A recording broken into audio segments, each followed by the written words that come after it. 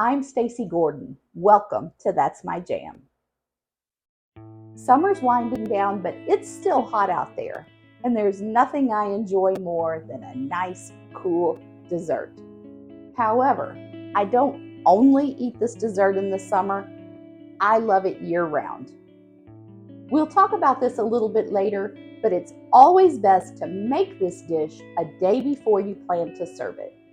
Today I'm going to show you how to make a Brazilian flan. Let's get started. Our first step is to preheat our oven to 325 degrees. Next, we'll place a saucepan on some medium-low heat. I'll add 1 cup of sugar. This step is going to require a little bit of patience because we're going to continue to work the sugar until it completely dissolves and becomes caramel colored. When you're caramelizing sugar, you have to be careful because it can scorch and burn. But when you take your time and do it right, it's delicious and your entire kitchen is going to smell amazing. Your best bet is just to stay close by, don't walk away, and be patient. First, you'll see the sugar start to make little golden clumps. Keep going. While we're working on caramelizing this sugar, you need to go ahead and find a pie plate. We're going to set this to the side. Next, you'll start to see some liquid forming. You still have those golden crystals. Keep going. Next, you've got kind of a paste. Keep going. At this point, I'm going to trade in my spatula for a small whisk. Once the caramel appears to be completely melted, I'm going to remove it from the heat. We don't want to waste any time. We want to get this caramelized sugar into our pie pan. Next, we want to start moving this caramel around so that we coat the entire bottom of this pie pan. You won't believe how quickly this starts to harden. So if you have to use a spoon to finish the job, that's okay. You just want to make sure you have the entire bottom of the pie pan coated. Our next step is going to involve a mixer or blender.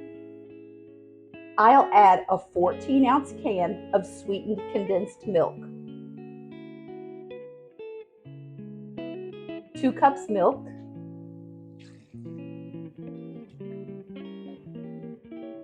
and 3 eggs.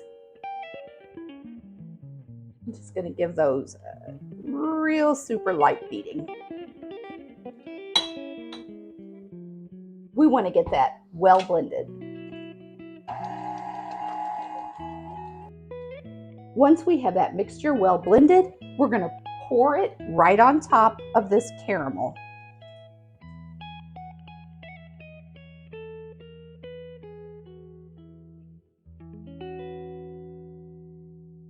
For this next step, you either need to use a roasting pan or a very large baking pan. We're going to carefully move our flan over to the baking dish.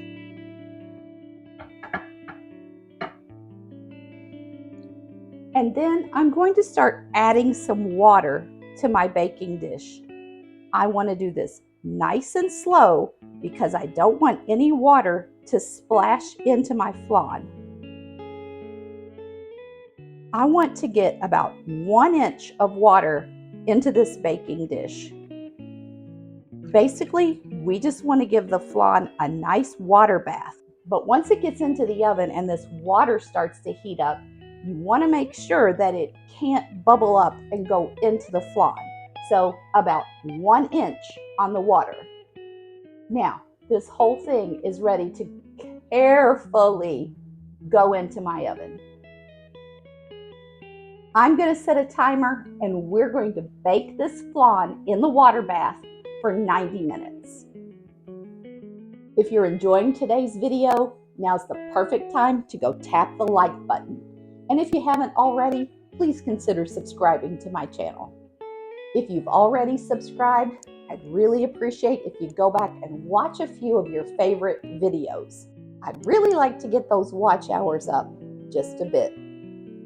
Okay, so 90 minutes later, my timer's gone off. I'm right in the middle of fixing dinner, but I'm gonna stop for a minute and oh so carefully take this flan out of the oven. Again, I don't want to upset it so that any of the water that's in that big dish goes into my flan. This is beautiful.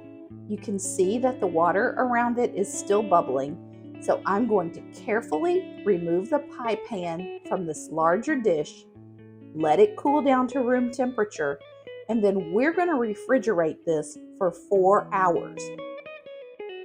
That's why I'm telling you it's probably a good idea to make this flan the day before you plan to serve it.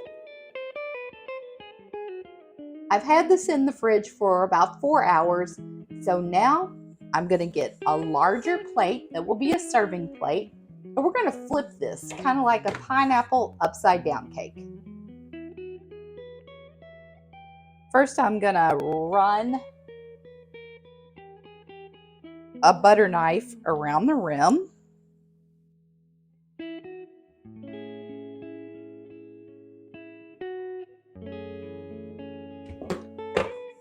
And let's flip this thing.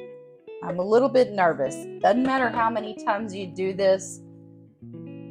Same with the pineapple upside down cake. It's always a little nerve-wracking. All right, 1, 2, 3, let's do it.